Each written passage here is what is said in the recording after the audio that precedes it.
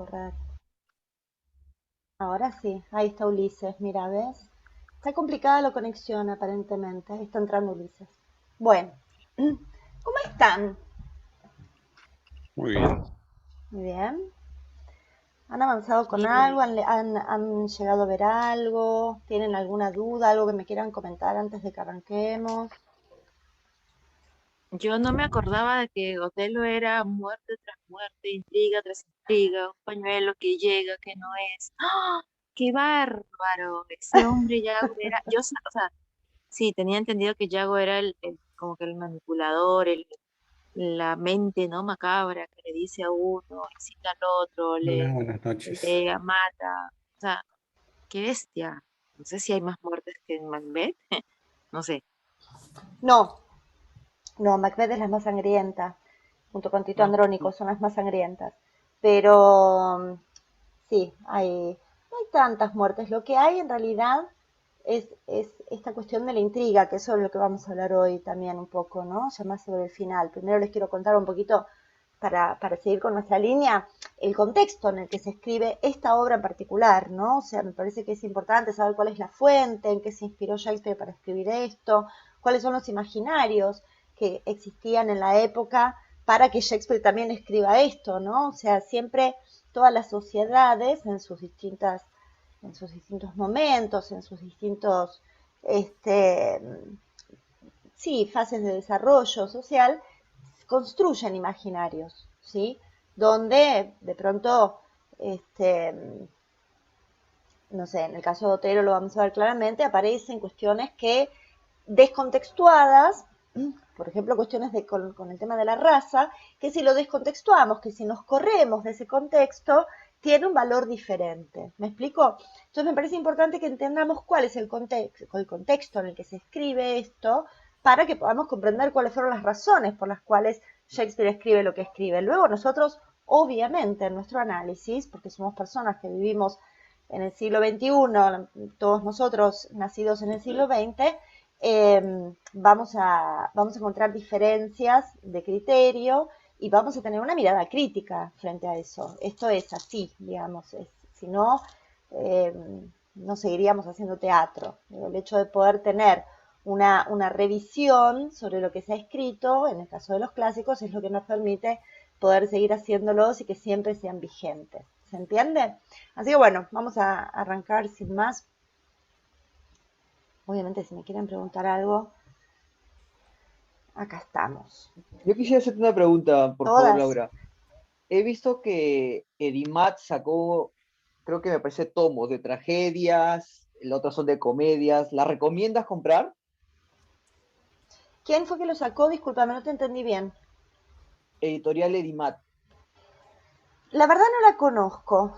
Más que las editoriales, el tema está en los traductores. Porque vos podés tener una traducción, mejor dicho, una compilación, como en este caso, porque está sacando todas las tragedias o todas las comedias o dividiendo en tomo uno y tomo 2, por ejemplo, como hizo en su momento Editorial Aguilera, pero la traducción es, en el caso de Aguilera, de Astrana Marina. Entonces, nada, nosotros quienes nos dedicamos a Shakespeare le agradecemos mucho a Astrana Marín haberse dedicado a traducir las obras completas de Shakespeare, porque es un laburazo hacer eso, y está buenísimo que alguien se haya ocupado, pero la realidad es que la traducción es muy carente o es muy falente, ¿no? O sea, tiene una cantidad de falencias impresionantes y de recortes que tienen que ver, bueno, justamente con estas cuestiones que estábamos hablando recién, ¿no? Con cuestiones más vinculadas con los relatos y los imaginarios del momento, o sea, Astrana Marina hace la traducción en una España sumamente conservadora, entonces obviamente todas estas blasfemias, estas cosas que aparecen en el original,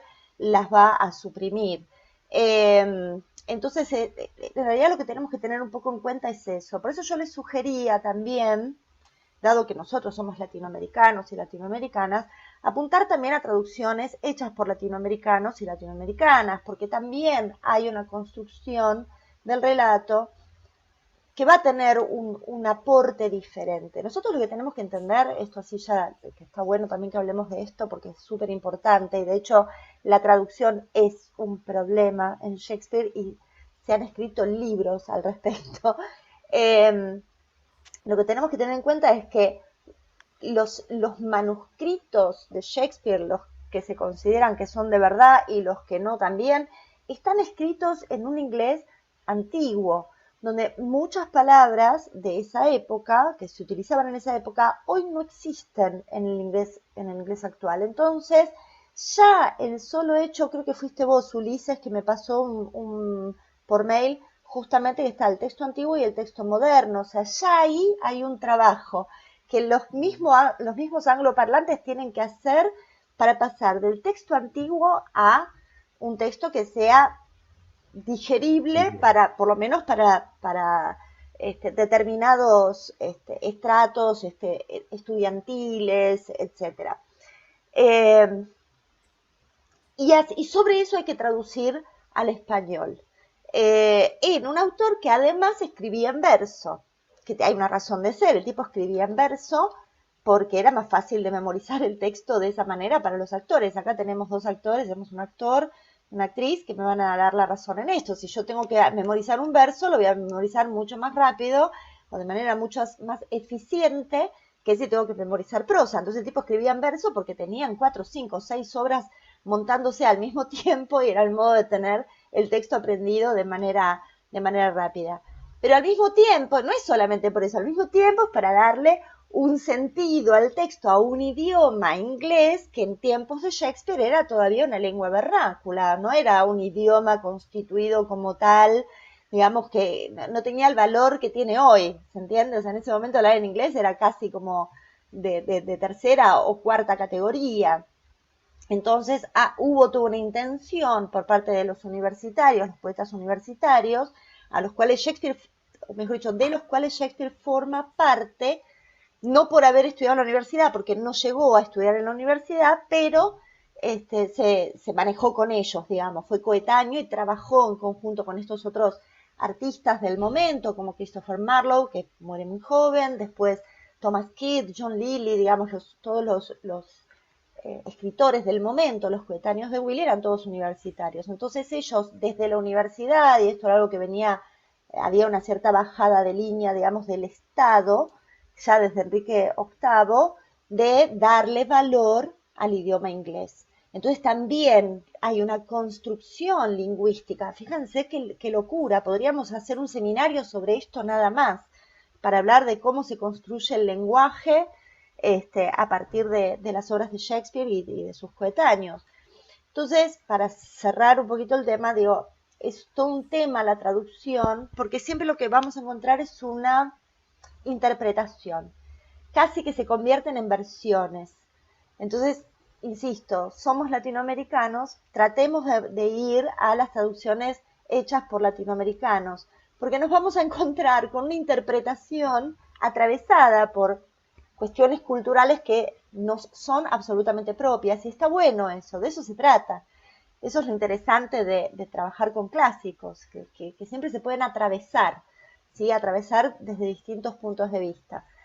Me parece que exageré la respuesta a tu pregunta, André, y te pido disculpas, pero No, no, está muy bien. Justamente, muchas gracias claro, por esclarecer no, está muy bien, por favor. En ese sentido, ¿qué autores latinoamericanos recomendarías, sí, que mira, leyésemos? están las traducciones de Parras, que es chileno, están las de Morante en Perú, yo les voy a pasar después, ya que me están haciendo la pregunta puntual y lo voy a Por compartir en el favor, Drive, una lista de traductores latinoamericanos que han hecho muy buenos trabajos, ¿sí? Con relación a Otelo, las dos que yo tengo de latinoamericanos son Costa Picasso y Delia Passini, ¿sí? Inclusive los dos textos estos tienen estudios preliminares muy interesantes, que también eso está bueno, ¿no? Que el traductor se involucre un poquito más allá de la traducción per se, que explique su hipótesis de traducción, eso también está bueno. Eh, por eso está bueno después, ustedes eso ya lo decidirán más adelante, cuánto se quieren involucrar con Shakespeare, pero a mí me pasa particularmente que siempre trato de tener más de una traducción de un mismo texto, porque las distintas hipótesis de traducción me permiten a mí generar mi propia hipótesis analítica del texto, ¿se entiende? Entonces es mucho más interesante. Pero Yo tenía un amigo, acá vienen los datos de color de Laura Silva. Tenía un amigo que también era un shakespeariano loco y tenía una frase que era buenísima, que es que con Shakespeare hay un momento en el que tenemos, Shakespeare prácticamente hay un momento en el que se convierte en una suerte de cuestión de fe, en la que tenemos que creer o no, digamos, podemos creer o no en que esto fue así, ¿no? O sea, hay un momento en el que la evidencia se hace escasea, digamos. No podemos decir si este texto efectivamente es. Estoy hablando inclusive de los textos en inglés, los manuscritos originales, que muchos están en tela de, están siempre en cuestión desde algún punto de vista. Pero bueno, hay un momento en el que nos dejamos llevar, nos entregamos al universo y decimos, bueno, Shakespeare escribió esto de este modo y no entremos a problematizar y a cuestionar cada cosa que se hace, porque si no nos volvemos locos y que fue un modo de pensarlo Shakespeare en algún momento, ¿no? En el siglo XIX, más o menos, se instaló esta idea de un Shakespeare que no era tal, que en realidad era era un, No, ay, no me sale el nombre, que la palabra, el nombre Shakespeare era una invención que englobaba a una cantidad de escritores, después de que Shakespeare era mujer. Hay teorías del tipo conspirativa hay un montón. Sabemos que Shakespeare nació y murió en Stratford, están los documentos que así lo acreditan. Es muy gracioso el estilo de este dato porque a mí me da mucha risa. Está enterrado él adentro de la capilla de la iglesia de la Santísima Trinidad, de Holy Trinity, en Stratford, adentro de la capilla, al lado del altar, a los pies del altar. O sea, tenía que tener mucha plata para una persona para que la entierren en ese lugar adentro de una iglesia, en una época donde se enterraban en cualquier lado, fosas comunes o inclusive se enterraban se enterraban en las iglesias, ahí estaban los cementerios, pero bueno, con el tiempo, viste, arriba se enterraba otro, sacaban la lápida si nadie la reclamaba y chau. Entonces, para tener esa permanencia, digamos, en el tiempo, pagar una lápida, etcétera, implicaba muchísimo dinero. El tipo, Shakespeare, Willie, escribió un epígrafe para poner en su propia tumba, lo escribió él antes de morir. Dijo, bueno, cuando yo me muera quiero que pongan esto. Y en el epígrafe dice algo así como, bueno, acá yacen los huesos del poeta, benditos, bendecidos por Jesús, maldigo, o sea, maldice, o algo así dice, benditos los huesos que aquí yacen, malditos aquellos que los remuevan. Que en realidad y fue, yo digo, se cagó de la risa hasta el último minuto, ese tipo de todos, porque en realidad instaló esto de que si se mueven sus huesos, en realidad lo hace para que no lo hizo para que no lo saquen, porque también podía suceder. Si se removían sus huesos, va a caer una maldición sobre quien lo haga. Y es muy gracioso porque los antropólogos que estudian, que trabajan con eso, no quieren remover los huesos de Willy, justamente porque está la maldición del tipo. Es graciosísimo. Entonces no podemos corroborar si efectivamente los huesos están ahí o no, porque después del quilombo de Tutankamón, que se murieron un montón, nadie quiere meterse, ¿vieron? Es así como muy divertido que haya generado eso y pasan 400 años y el tipo sigue ahí, nadie lo quiere tocar porque les da miedo, ¿no? Es muy gracioso esto también para tener en cuenta. Pero bueno, ahí es donde aparece esta cuestión, qué sé yo si están los huesos o no, no podemos confirmarlo, pero vamos a ver, yo que tuve la fortuna, gracias a Dios, no la dejo tanto, de haber podido estar en Stratford, es emocionante cuando uno entra a la iglesia y ve ahí la tumba y el busto horrible que puso, que para no ser su esposa, que llegó, se vengó de él post-mortem y lo puso ahí horrible, porque está gordo, todo así, todo feo, lo puso horrible, con los labios así como lastimados, cuando aparentemente era un tipo bastante guapo, pero bueno, parece que no la trató muy bien y ella se vengó de esa manera. A mí estas notas de color de Willy siempre me resultan muy atractivas y muy interesantes de tener en cuenta. Porque aparte lo acercan más, ¿no? O sea, lo sentimos más propio, más que podría ser un amigo nuestro y no un señor erudito que anda por allá separado del universo. Pero bueno, es eso. Yo les voy a pasar, volviendo, y perdón que me disgrego, les voy a pasar una lista de traductores, que está bueno, que están buenas las traducciones que proponen, ¿vale? ¿Alguna otra consulta me quieren hacer? ¿Alguna otra pregunta? ¿Cuándo se empezó a valorizar, a revalorizar a Shakespeare? ¿En qué año? Porque creo que Es muy buena tu por- pregunta, es muy buena tu pregunta, Ulises, porque Shakespeare fue muy valioso en su época, en su momento, o sea, mientras él vivió, era un tipo que tenía mucho, tuvo mucho valor entre los ingleses, como dramaturgo, como actor, etcétera, y después cayó en el olvido por un montón de tiempo, por estas cuestiones que tienen que ver sobre todo con lo religioso, ¿no? Eh, para hacerte un poquito de historia, digamos, cuando después de la muerte de Shakespeare, bastante después, se produce una suerte de revolución, podríamos decir, o de enfrentamiento interno en Inglaterra, siempre por estas cuestiones intestinas religiosas. claro, El Globe Theatre fue quemado por los puritanos tiempo después, lo quemaron porque entendían al teatro como una maquinaria del demonio. Esto lo tenemos también vivía en ese momento, Willy, ¿no? Esto fue sí bastante inmediato a la muerte de él. Y después cayó en el olvido. Los que revalorizan a Shakespeare, los que dicen, che, había un inglés que hacía cosas que estaban buenas, vamos a leerlo de nuevo, son los románticos. Víctor Hugo entre ellos, en Francia. Es el día de hoy que los franceses se lo disputan, dicen que Shakespeare existe gracias a ellos, hoy en día lo dicen. O sea, yo me tocó estar en algunos congresos internacionales y es muy divertido porque todos se lo disputan, los alemanes también, los rusos también, todos dicen que es de ellos, que fueron ellos los que lo revalorizaron.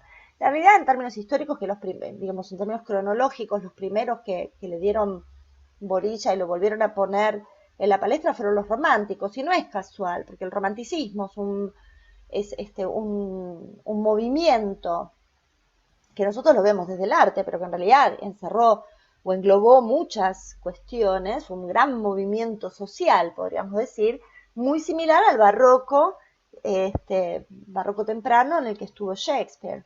Digo, siempre son estos movimientos como más revolucionarios, más de cuestión de sistemas, de cuestión de creencias, inclusive, que es cuando Shakespeare se valoriza más. Después, pues si nosotros hacemos un día, si quieren, hacemos el repaso y vamos viendo desde Shakespeare, barroco temprano hasta hoy, en qué momentos estuvo más valorizado o más atendido o más estudiado, siempre fueron los momentos más críticos sociales y al mismo tiempo más interesantes en términos artísticos. Yo siempre digo, los artistas no producimos los cambios, los contamos. Entonces, claro, en momentos tan convulsionados, Shakespeare aparece y siempre se lo recupera. ¿Qué pasa con Shakespeare en el medio? Como ya se convirtió en un clásico, se sigue haciendo, pero se hace de una manera horrible, que es lo que hemos visto nosotros, por ejemplo, cuando éramos chicos, ¿no? Este Shakespeare, ¿no? Que se dice de un modo especial y que hay que ser y que todo es serio y que, digo, eso tiene que ver con esos periodos históricos, por ejemplo, en la era victoriana, ¿no? Un Shakespeare donde ahí está el caso de Otelo y Desdémona, ¿no? De cómo se representaba Otelo en la era victoriana, era un espanto, o sea, Ofelia con la cofia, ¿no? Toda una cosa muy victoriana, muy reprimida, cuando la obra en realidad va por otro lado. Está el encuentro de hoy, arranca con Marita diciendo, che, yo no me acordaba que Otelo era tan tremenda, que es pasión pura. Entonces, eso es lo que sucede, digamos, en términos de valorización. Ahora estamos en un momento en el que se lo está valorizando de un modo tremendo. O sea, Shakespeare se hace en todo el mundo, inclusive en Japón, en Hong Kong. Tengo un conocido y su esposa que son de Hong Kong y que trabajan muchísimo con Shakespeare allá, haciéndolo atravesar por la cultura oriental. Y es sumamente interesante lo que producen, sumamente interesante. Nosotros tenemos la referencia en el cine de Kurosawa que hizo Lear y Macbeth, lo voy a recomendar, el ujú, Lear, para que lo veamos. Eh, Eso fue muy interesante. Entonces digo, estamos en un momento donde se revaloriza, pero sí, fue alrededor del 1850 por ahí que recién se le empieza a dar un poquito más de bola. Eh, Hubo algún intento en el medio, pero siempre estuvo muy atravesado por esto de lo religioso, ¿no? De que era un tipo que algunos hasta lo llegaron a considerar ateo, nada más lejano de Shakespeare que el ateísmo. Pero bueno, es algo que ha sucedido en algún momento, o esta cuestión de lo demoníaco, ¿no? De las religiones más fanatizadas o de los aspectos religiosos más fanatizados. Eso es lo que ha sucedido con Willy. ¿Estoy aburriendo mucho? Siempre pregunto lo mismo, porque tengo la fantasía de que se pegan el embole de No. su... No, para nada, por favor. En esa época que mencionas, los teatros estuvieron prohibidos, ¿no? En la época de protectorado. Absolutamente, No había absolutamente. teatros ahí. No había Sí. teatros, estuvo prohibido, totalmente prohibido. Algunos, por suerte, sobrevivieron, eh, el edificio sobrevivió, por suerte, pues nos permite hacer una reconstrucción también de la época del Globe Theatre actual, el que está hoy en Londres, no tiene nada que ver, o sea, no es que no tiene nada que ver, no es el original se quemó, se destruyó. Es más, el actual Globe Theatre no está ubicado donde estaba el original. Hace poco se encontraron vasijas y una cantidad de cosas que nos indican que estaba más al sur todavía, más al sur del río. Pero está, por ejemplo, ahí muy cerquita, The Rose, que es un edificio, es el típico teatro jacobino, ¿no? Es un teatro más chiquito, que tiene otras características, igual es previo a Jacobo, pero se lo denomina así por el tipo de estructura escénica que tiene, son techados, eh, es un teatro que es como una cuevita, funciona así, ¿no? A diferencia del Globe Theatre, que tiene esto, ¿no? De la cosmogonía, estos teatros previos eran como mucho más chiquititos. Por suerte, algunos han sobrevivido y podemos hacer, insisto, una reconstrucción de lo que sucedía en aquellos años y que está bueno en términos de teatro, para entender cuál era el fenómeno. Shakespeare era un tipo que laburaba, está bueno, y yo quería empezar la clase de hoy con esto también, ¿no? O sea, pensarlo a Shakespeare como un dramaturgo, en el sentido más arquetípico de la idea de dramaturgo, un tipo encerrado en un estudio escribiendo sobre grandes ideas, no tiene nada que ver con lo que realmente fue, y está bueno que podamos derribar rápidamente ese mito y entender que Shakespeare fue un tipo de teatro, un tipo que hacía teatro, que escribía teatro, pero también actuaba teatro y también dirigía teatro. Si bien el rol de director aparece muchos años después, eh, de director teatral, sí, director de orquesta aparece más o menos por ahí, un poquito más tarde con Lully en Francia, en Italia y en Francia. Eh, digamos, este tipo que está haciendo teatro todo el tiempo es mucho más interesante que el que se sienta a escribir sobre ideas, porque en realidad habla de lo que sucede. Esto es muy interesante de tener en cuenta. Ya vamos a empezar con Otelo directamente, que es la obra con la que de la que voy a hablar hoy. No es porque sí que Willy escribe la historia de un negro que se casa con una piba de la High Society italiana y la termina matando. No, no es casual, no es que se le ocurrió agarrar ese material porque sí. Ese material tiene una referencia histórica anterior, no muy lejana a Shakespeare. La fuente sobre la cual trabaja Willy es es un cuento, una novela italiana de Cintio, es el apellido, ahora les digo el nombre exacto, tengo acá siempre mis apuntes.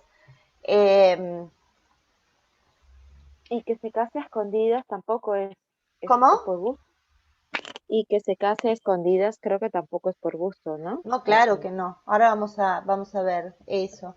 Les decía, la referencia más, la única referencia que podemos tener clara de Otelo en una lectura, en una obra anterior, es en Hecatomiti, o 10 cuentos, sería la traducción, de este italiano que se llama Giambattista Geraldo Cinquio. Después se los escribo. Este cuento, esta novela, son 10 cuentos. Tiene una estructura muy parecida al Decamerón de Boccaccio. No sé si lo han escuchado nombrar o si lo han podido leer. Si no lo han hecho, lo recomiendo. Y a los cuentos de Canterbury de Chaucer, que también es una fuente directa que toma Shakespeare, que también recomiendo que lo lean porque son muy, muy divertidos. Estos dos cuentos, estas dos fuentes, el de Cameron y los cuentos de Canterbury, se escriben, y perdón que me disgregue, pero es importante que entendamos esto, se escribe en mediados 1300 aproximadamente, en plena peste negra, cuando se produce la gran peste en Europa. Esta gran peste estuvo muchísimos años instalada en Europa, más de 6, se llevó millones de personas, o sea, realmente fue tremenda. Es en ese contexto que se escriben estas historias. ¿Y qué es lo que se pone de manifiesto tanto en el Decamerón como en los cuentos de Canterbury y que Cintio lo toma, o Cintio lo toma para el Hecatomity y de ahí Shakespeare toma la referencia para Otelo? Lo que se pone en cuestión, o de lo que se habla, es de la esencia humana. Es muy interesante, porque en realidad lo que se está poniendo en cuestión es eso. Estamos en un momento, pensémoslo, porque aparte para nosotros en este momento es fácil de comprender, porque venimos de 2 años de cuarentena, producto de la pandemia. Justamente lo que se pone en cuestión es eso, o sea, ¿de qué se trata la vida en definitiva? ¿Qué hacemos con nuestras pulsiones? ¿Qué hacemos con nuestras emociones? Cuando la muerte está en la puerta de casa todo el tiempo. ¿Se entiende? Lo estoy pasando súper, así como tratando de ser lo más sencillo posible, pero digamos, esta concepción filosófica es importante tenerla en cuenta, porque es lo que hace que podamos entender mejor por qué Shakespeare escribe lo que escribe. ¿Por qué? Otelo, particularmente, se escribe en tiempos de peste también. Entonces no es casual que Willy vaya a buscar una obra a un cuento italiano, que aparte estas novelas italianas, este es un dato que en general no se menciona, pero que para mí no creo que haya pasado inadvertido para los coetáneos del momento, se escribe, esta historia de Hecatomity se escribe en 1565, o sea, poco antes, unos 35, 40 años exactamente antes de que Shakespeare escriba Otelo. En ese año, en 1565, se produce una gran peste en España, que deja diezmada a una importante parte de la población. Entonces digo, si bien las noticias corrían más lento, tampoco es que no se enteraban, o sea, había tráfico, había comercio, sobre todo con España, entonces se entiende que también se escribe, Cintio escribe esa historia en ese momento también. Entonces digo, fíjense cómo se va enlazando una cosa con la otra. A mí me enoja un poco la idea de que Otelo es una tragedia doméstica. Esto lo van a encontrar en casi todas las críticas que encuentren, en todos los escritos, en todos los estudios preliminares, van a encontrar esto, ¿no? Otelo es una tragedia doméstica. Shakespeare no se mete es la tragedia en la que Shakespeare no se mete con los grandes temas. Y están totalmente errados, y tengo mucha evidencia para poder decir esto, me la banco, digo, pongo la firma, digo, te lo discuto a muerte. ¿Por qué? La obra empieza en Venecia. Ahí arranca la trama, con un Yago y un Rodrigo que están buscando a Brabantio, que es un senador, para decirle que su hija se casó en secreto con Otelo. Esto lo vamos, ya en la trama nos vamos a meter la próxima. Pero digo, Venecia, para los italianos y también para los ingleses, no era una ciudad así nomás, no era cualquier lugar. No era un pueblito, no era una ciudad pintoresca. Era el centro de la, ¿cómo decirlo? Era el centro de la civilización. La civilización estaba en Venecia. Y en Florencia, ¿no? También. Pero fíjense que Shakespeare le dedica 2 obras a Venecia, Otelo y El Mercader. Entonces, era como decir hoy, no sé, New York. ¿Se entiende? O sea, era un lugar al que se lo miraba, porque era donde pasaban las cosas importantes. Era una ciudad importante. Y es ahí donde aparece un moro. ¿Y qué es un moro? Es una persona de raza negra, por lo menos es una raza diferente. Esto ya está en el cuento de Cintio. Cintio cuenta una historia donde los personajes no tienen nombre propio, ningún personaje excepto Desdémona. Dato no menor para tener en cuenta, porque luego, ya cuando nos metamos nosotros a partir de la siguiente clase con el descriptivo de obra, vamos a ver que el rol de Desdémona dentro de la obra es muy particular, no es simplemente la esposa de... Hay una cuestión ahí muy interesante y muy piola de tener en cuenta en tanto qué significa esta mujer en este plot, en esta trama. Entonces, en la historia de Cintio, la única que tiene nombre propio es Desdémona. El resto son el moro, el alférez, el capitán, que es Casio, el alférez es Yago, el moro es Otelo, digo, después adoptan ese nombre, Shakespeare le pone ese nombre, la esposa del alférez, que luego será Emilia, la cortesana, que luego será Blanca, y un ciudadano que ocupa un poco el lugar de Rodrigo en la historia de Shakespeare. La trama es diferente, sí hay una cuestión de celos, sí hay una cuestión de disputa de poder, pero es en el cuento de Cintio el que está enamorado de Desdémona, y por eso urde toda la trama, es el alférez. En este caso sería Yago, que está enamorado, está caliente con ella, entonces lo hace caer al moro, pero por despecho, porque ella no le da bolilla. Digamos que un poco la trama sería esa. Y al que torturan al final de la obra para sacarle información y no dice nada, en la obra de Cintio, es Otelo, no es Yago. Entonces vamos a ver que en Otelo, la Otelo de Shakespeare, la obra termina con un Yago que no sabemos dónde queda, que es otro tema inquietante de esta obra. Único. Solo, o sea, este final tan inquietante solo se produce en Otelo. También eso lo vamos a tener en cuenta. Es una de las grandes tragedias, no es porque sí, pero tiene características que son muy, muy poderosas, muy importantes.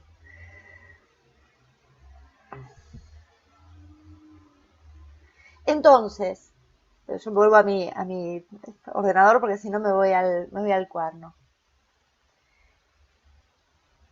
Esta domesticidad, pues volviendo a esto, ¿no? De que yo no estoy de acuerdo con que es una obra doméstica o que es una tragedia doméstica, sí está presente, hay algo de lo íntimo, del mundo privado, pero que está en perfecta correlación con el mundo público.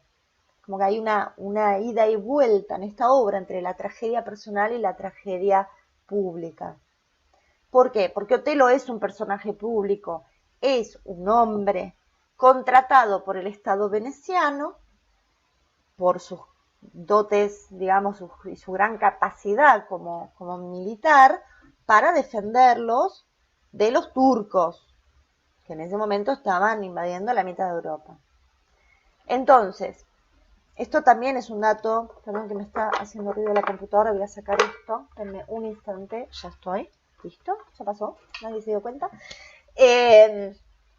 Este es un dato muy interesante porque ahí es donde vuelve a aparecer esto que yo digo, hay como una idea de que se habla de que un señor se puso celoso y mató a su esposa y nada más, ¿no? Como si eso, bueno, como si eso fuera poco, ¿no? Es un montón, pero no hay una correlación con la cosmogonía, que es algo que caracteriza al humanismo,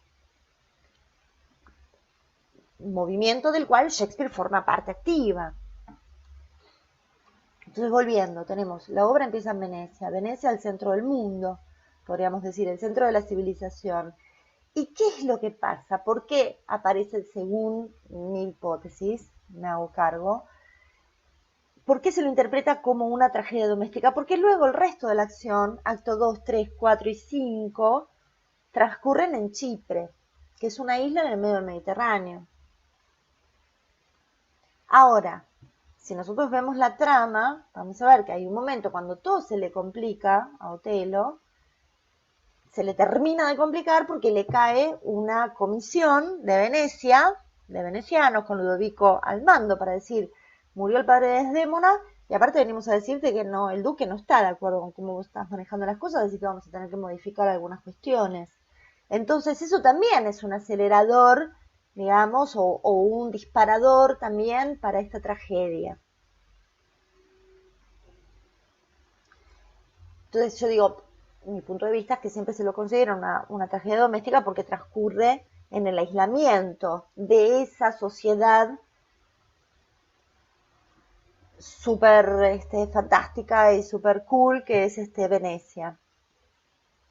La realidad es que justamente ese aislamiento que vemos en el personaje de Desdémona, ¿no? Que queda aislada de su familia, queda aislada de todo, y queda en un estado de vulnerabilidad tremendo, se produce y lo podemos identificar como tal, en tanto tenemos un relato de que hay otro lugar donde ella podría estar mucho mejor. ¿Me explico? Si sin Venecia no hay Chipre. Esa tensión está dada en la obra y lo tenemos que tener en cuenta. ¿Se entiende lo que estoy diciendo? ¿O es muy complicado? ¿Por qué? Porque esto de la dualidad y las tensiones es lo que caracteriza también a la obra shakespeariana en general, pero muy bien particular a su periodo trágico. Y que tiene que ver con la ideología del momento también, con la ideología social, política, artística, religiosa, etc. ¿Dónde? Si hay un blanco, hay un negro, si hay un bueno, hay un malo, pero no es soy bueno o malo, sino que en esa ida y vuelta entre la bondad y la maldad, entre la negrura y la claridad, entre el día y la noche, se producen los personajes. Entonces aparece algo mucho más interesante, mucho más profundo, que rompe con la idea clásica, digamos, del personaje bueno y el personaje malo. Quizás Yago, acá sí se genera cierta confusión, quizás Yago es el más malo de todos los malos de Shakespeare. Pero hay algo ontológico que se plantea en este personaje, algo vinculado con la humanidad, que es muy importante de tener en cuenta también, porque no es que es un malo miserable porque sí, hay algo sumamente interesante en el personaje de Yago que vamos a ir desarrollando, lo vamos a anticipar un poco hoy, lo vamos a ir desarrollando en las clases que vienen, relacionado con qué significa Yago, en términos de trama de Otelo, de qué trata Otelo, y en términos de composición de obra, de Otelo como obra, y de toda la obra de Shakespeare, por lo menos en este periodo, toda la obra de Willy, de este periodo, donde lo que se plantea esencialmente es un choque de sistemas. Que eso ya Willy lo anticipa, o mejor dicho, lo expone con mucha claridad y de manera muy descarnada en Hamlet. Siempre doy como ejemplo el monólogo de Hamlet, el soliloquio, cuando él dice, ahora estoy solo. Para mí es más importante ese monólogo que el ser o no ser.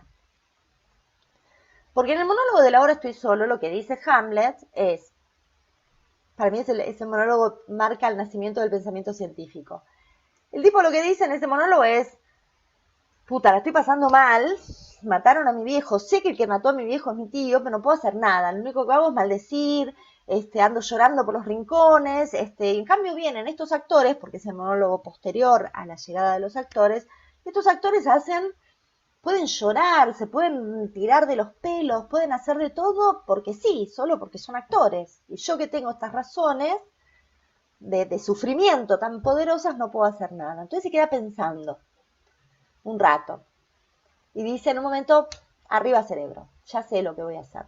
Ahí aparece el pensamiento científico. El tipo dice, ya sé lo que voy a hacer. Voy a hacer que estos actores representen la muerte de mi padre. Voy a hacer que lo hagan delante de mi tío. Entonces voy a estar atento a mi tío. Voy a ver cómo reacciona. Porque si reacciona mal, significa que es culpable. O sea, A más B es igual a C, pensamiento lógico. ¿Sí? Llega a esa conclusión Hamlet y uno dice, wow, nació el modernismo, nació la modernidad en ese monólogo. E inmediatamente después dice, voy a hacerlo así, no sea cosa que el fantasma que se me apareció sea el diablo y que valiéndose de mi melancolía me esté jugando una mala pasada. Y vos decís, ¿what? O sea, es A más B es igual a C o creemos en el diablo, ¿no? Bueno, son las dos cosas. Eso pasa en la cabeza de Shakespeare también y en ese momento. Tenemos todo al mismo tiempo.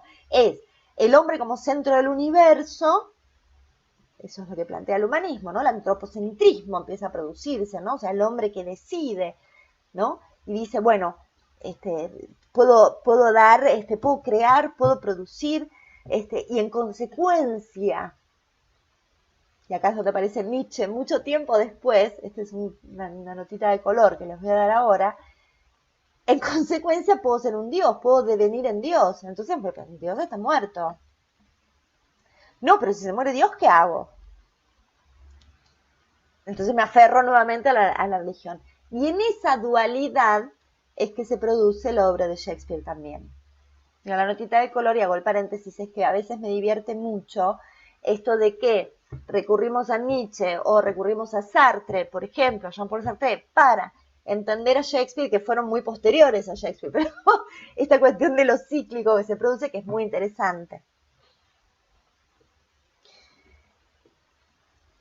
¿Qué pasa en Otelo con este sistema de creencias? Pasa algo parecido. Si nosotros pensamos ya en el final de obra, por ejemplo, Otelo dice en un momento, después de asesinar a Desdémona, dice que la culpa la tuvo la luna, que cambió su curso y le hizo perder la cabeza. Y lo dice inclusive después, o ahí, de darse cuenta de que en realidad no fue tan así, que en realidad la mujer no le había metido los cuernos, que no le había pegado la vuelta. Sin embargo, culpa a la naturaleza, ¿no? El pensamiento mágico. Cuando en realidad hubo un tipo, Yago, que por una razón muy concreta decidió hacer las cosas de determinada manera para que la obra termine como termina. Entonces digo, también ahí tenemos esa dualidad, y Shakespeare lo está poniendo en la palestra. Ahora, ¿por qué lo hace? Que es un poco de lo que vamos a hablar hoy más que de la trama. ¿Por qué hace esto? ¿Se acuerdan que yo la clase pasada, hasta acá vamos bien? ¿Me van siguiendo? Estoy, ok. ¿Se acuerdan que la clase pasada hice un poquito de contexto histórico y hablé de, bueno, tuvimos una reina Isabel y después tuvimos un rey Jacobo? Ese pasaje de un reinado al otro fue muy traumático, ya lo conté la clase pasada, que veníamos como de una cosa muy floreciente, muy nacionalista, muy activa de Isabel, y de golpe aparece este personaje, que es Jacobo, que encima era un amante de la demonología, ¿no? Un tipo como muy ultracatólico y también muy, ay, se me fue la palabra, cuando alguien cree cosas que no es, supersticioso, muy supersticioso. Y que transmites esa superstición permanentemente. Yo no sé si ustedes saben que se produjo, vieron que hay un día que es el Día de Acción de Gracias, que se festeja en Estados Unidos, sobre todo, bueno, eso tiene razón, o sea, tiene su origen en una acción que se produce durante el reinado de Jacobo, que se conoce como el complot de la pólvora. Se los voy a contar un poquito para que más o menos entiendan cómo operaba Jacobo desde el poder también, que me parece interesante. Jacobo era ultracatólico, era hijo de María Estuardo, ya hablamos de esto, y por más que el tipo fue nominado por Isabel, la mayoría de los ingleses, o una gran parte de los ingleses, no lo quería, porque no querían un rey católico de nuevo. Entonces, un grupo de protestantes decide cometer un atentado en contra del rey y de su familia. El rey tenía que hacer el inicio de las sesiones en el Parlamento, que no había Cámara de Comunes en esa época, eran solo lores, en determinada fecha, creo que fue el 1 de noviembre, ahora no me acuerdo bien. Entonces lo que hacen estos pibes es llenan de pólvora el sótano del Parlamento. Y la idea era hacer volar el Parlamento, con el rey, la reina y sus hijos adentro. Uno de los que formaba parte, estoy tratando de hacer memoria, uno de los que formaba parte de ese grupo terrorista, podríamos decir, o subversivo, que quiere hacer ese atentado, era yerno de un lord, que formaba parte de un parlamentario. Y bueno, no sé si le contó, nunca vamos a saber si se lo dijo a propósito o no, pero Lord Bay le advierte al rey, mirá que va a pasar esto. Entonces, ¿qué hace el rey? ¿Qué hace Jacobo? Manda a todas sus fuerzas al sótano, efectivamente corroboran, al sótano del Parlamento, efectivamente corroboran que estaba lleno de pólvora y mandan a apresar a estos tipos y les dan un castigo. Ay, se me van las palabras, chicos, estoy vieja. Ejemplar. Ejemplar, gracias, Marita. Un castigo ejemplar que fue tremendo, tremendo lo que les hicieron, tremendo, tremendo, tremendo, tremendo, espantoso, inenarrable. Ahora, ¿qué hizo Jacobo con eso? Dijo, ok, vino un señor y me dijo que resulta que su yerno formaba parte de esto y entonces yo, atando cabos, razonablemente, aplicando pensamiento lógico, sentido común, mandé a corroborar eso y en base a eso luego investigué. No, él lo que dijo, dio un discurso donde dijo, yo estaba durmiendo y se me apareció Dios. Y Dios me dijo, ojo Jacobo, mirá que te llenaron de pólvora el sótano, anda a chequear. Entonces yo fui a chequear y Dios tenía razón. Vamos a dar las gracias a Dios por habernos dado este aviso, de ahí viene el Thanksgiving Day. ¡Qué capo! ¡Hijo de puta! Un capo de tremendo. Sí, sí. Muy tirano el hombre. Y de una construcción de relato muy jodida para la época. Porque nosotros lo que tenemos que pensar, esto siempre lo digo, y de hecho Alberto hizo la que mata de la risa, que en Macbeth las brujas, en el momento en el que se van, cuando aparecen al principio de la obra, aparecen las brujas con Macbeth y con Banquo, les dicen todo lo que va a pasar y en un momento desaparecen. Y Macbeth le dice a Banquo, ¿estuvieron acá o esto que vimos es producto de los hongos que consumimos? Empezamos por ahí. ¿Y qué le contesta al otro? A juzgar por sus barbas, juraría que estuvieron aquí. Y yo siempre digo, a ver chicos, las tres brujas eran interpretadas por actores barbados, grandotes. Ustedes saben que los roles femeninos los interpretaban los niños o los jovencitos, los púberes. Las brujas no. ¿Por qué? Porque la gente creía en brujas.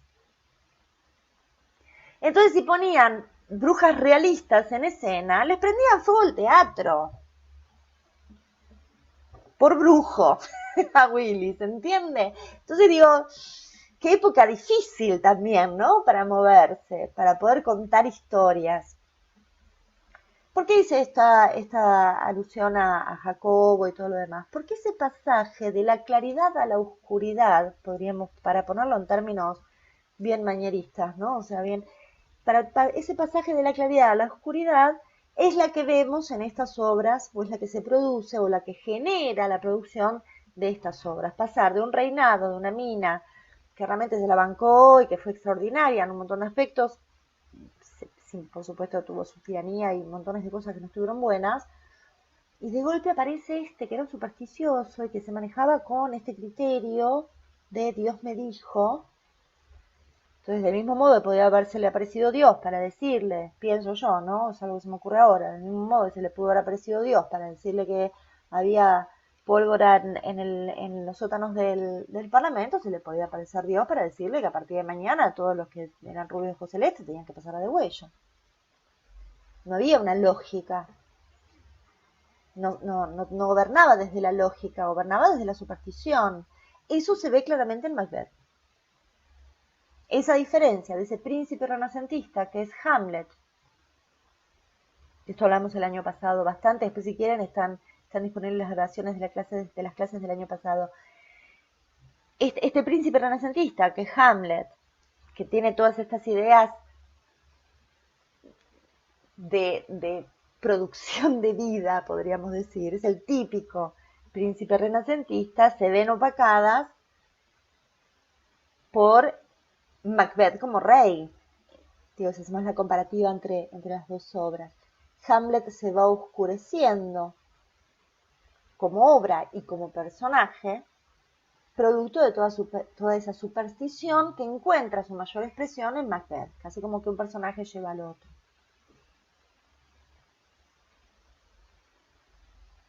Y es esa misma oscuridad la que produce Otelo, como obra y como personaje.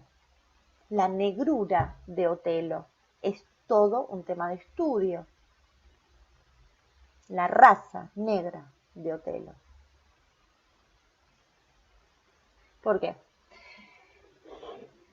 Los ingleses no eran, los ingleses isabelinos y jacobinos, no eran muy amantes de los extranjeros. Eran un poquito xenófobos, la verdad es esa.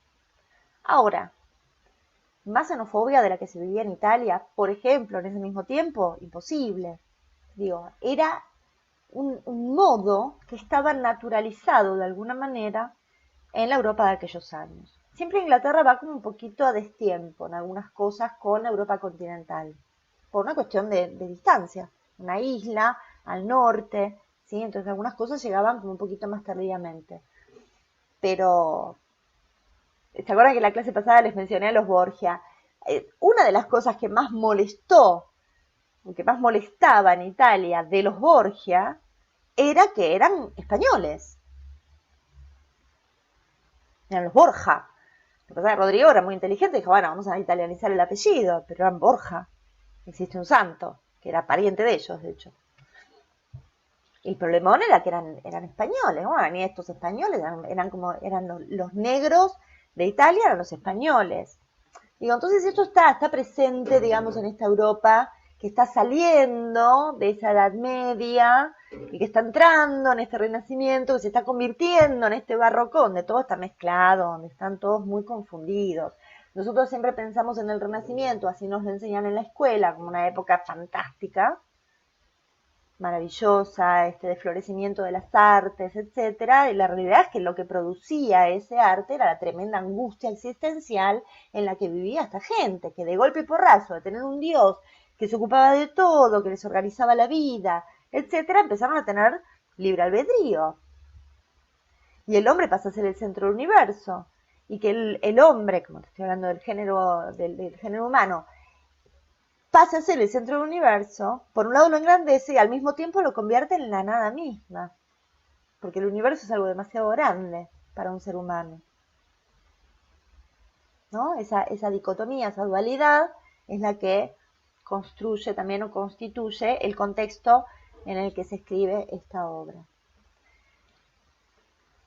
Otelo es negro, es de raza negra.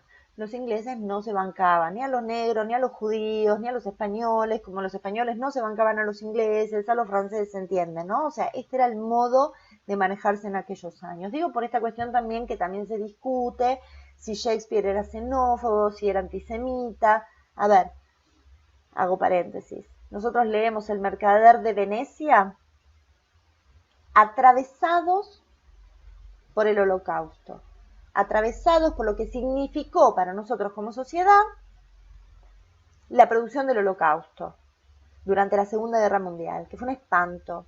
Entonces no la podemos leer sin ese tinte, sin ese preconcepto. Entonces obviamente nos va a caer mal Shakespeare, pero que antisemita.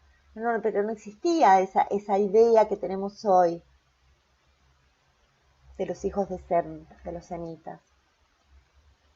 Entonces también por eso insisto con el contexto, ¿no? O sea, para aliviar un poco la carga y que no nos dé tanta culpa, por así llamarlo. De todos modos, a mí lo que me interesa de Otelo, y también partiendo en esta cuestión de lo xenófobo, que es algo que manda en la obra, ya estamos hablando de trama, ¿no? O sea, en la trama, el hecho de que Otelo sea negro es lo que está mal, de alguna manera.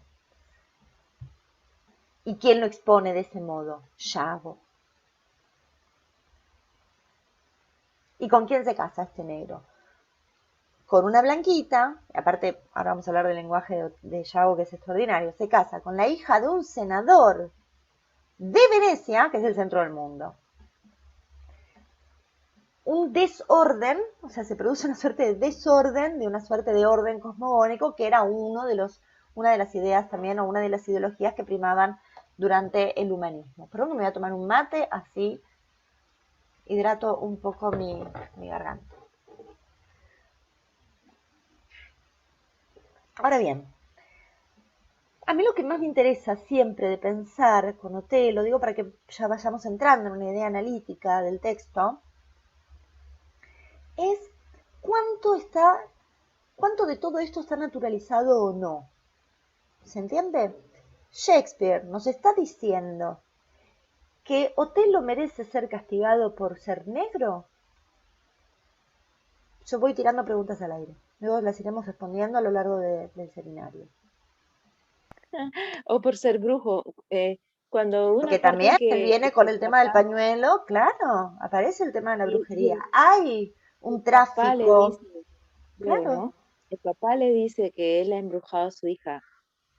Entonces, yo digo, también por ahí, ¿no? El padre dice O, que sí, por supuesto, porque obviamente tiene que encontrar el modo. Fíjense qué interesante. O sea, el padre también dice, no, aparte de negro, es brujo. ujú, ¿Y el duque qué hace? Eso también es interesante. El duque, que sería el rey, porque no hay reyes en Italia, porque hay, bueno, sí, en Nápoles había reyes, pero digamos, en general hay duques, señores, lores, príncipes. El duque no toma, no recoge ese guante, no dice, sí, tiene razón, a este negro hay que sacarlo. ¿Por qué? Porque no le conviene, porque el tipo le está cuidando el territorio. Entonces, y aparte porque viene después lo de Chipre, ¿no? O sea, pero por atacan la supuesto, pues isla. se produce la invasión a Chipre o el intento de invasión a Chipre y hay que ir a defenderla. Entonces, acá es donde aparece el Estado, entonces no me jodan con que es una tragedia doméstica, porque no es una tragedia doméstica. Porque si fuese una tragedia doméstica y nada más, como muchos la quieren vender, todo esto no aparecería y no tendría el relato la profundidad que tiene. Eso creo que está un poquito atravesado con cierta modernidad o cierta cosa postmoderna, no moderna, postmoderna y postdramática también en algún caso de esta idea de la familia disfuncional, ¿no? Como centro del relato, etcétera, que bueno, en realidad, desde mi punto de vista, está oprimido, de hecho. Pero bueno, Saoga apareció en algún momento, que se instaló en algún momento a partir sobre todo en el realismo, ¿no? En Shakespeare no hay realismo, lo que hay es verosimilitud. Eso también es un dato importante de tener en cuenta, a ver si es bien teatrero este dato, ¿no? No hay realismo. De hecho, una de las cosas que caracteriza a Otelo como obra, que es muy interesante y lo vamos a indagar muy profundamente a lo largo del seminario, es el manejo o el uso que hace Shakespeare del tiempo. Tiempo real y el tiempo de real y el tiempo de representación. Es muy interesante porque es una de las obras donde se manifiesta con mayor claridad algo que algunos teóricos denominan el doble reloj shakespeariano, ¿no? Donde tenés la trama, el plot se va produciendo como en dos tiempos, de manera simultánea.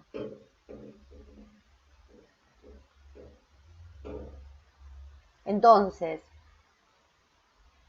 mientras que por un lado tenemos estoy buscando la parte del tiempo porque lo tengo bien concreto acá. Mientras que por un lado tenemos la historia macro, que tiene que ver con justamente esto que acaba de mencionar Marita, ¿no? O sea, este momento en el que se produce la invasión a Chipre, entonces se tiene que trasladar, etcétera. Todo eso en un tiempo real transcurriría en un lapso importante de tiempo, porque implica preparar las naves, salir, producir la llegada, ¿sí? Pueden pasar meses. Y sin embargo, la parte doméstica de la historia, si nosotros la seguimos, word to word, ¿no? Palabra a palabra en la obra, transcurre en un fin de semana. Lo mismo, esto lo encontramos en Romeo y Julieta también. Romeo y Julieta es una obra en la que mueren un montón de personas en 3 días. Y sin embargo, la trama, por extensión que tiene, por todo lo que abarca, es imposible que se produzca en 3 días. ¿Me explico? Este juego que hace Shakespeare de lo temporal siempre es muy interesante. Yo la verdad que no puedo decir que el tipo lo hacía a propósito porque era un genio. La verdad que no tengo evidencia para poder decirlo. quiero creer que sí, que era un capo que decía, bueno, ahora voy a jugar con el tiempo y voy a hacer algo onírico. Entonces voy a jugar con un tiempo real por un lado y con un tiempo imaginario por el otro y los voy a hacer convivir en perfecta armonía. A mí la verdad que me parte la cabeza, no puedo jurar que el tipo lo haya hecho de manera profesa, pero la verdad me llama la atención que en varias de sus obras lo usa de manera muy concreta, entonces imagino que sí, imagino que él lo pensó y lo pergenió y dijo, bueno, voy a jugar con el tiempo de este modo.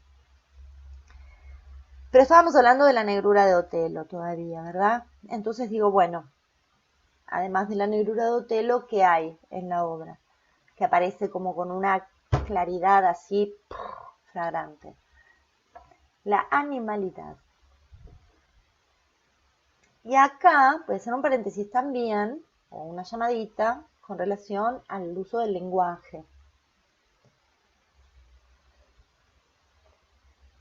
Cuando estábamos hablando al principio, que Andrei me preguntó respecto de las traducciones y hice toda esta explicación excesiva de parte mía, pero me parecía importante respecto de qué pasa con el discurso, ¿sí? La construcción del lenguaje, la escritura en verso, etcétera. La construcción del lenguaje en Otelo como obra es extraordinaria, es digna de estudio.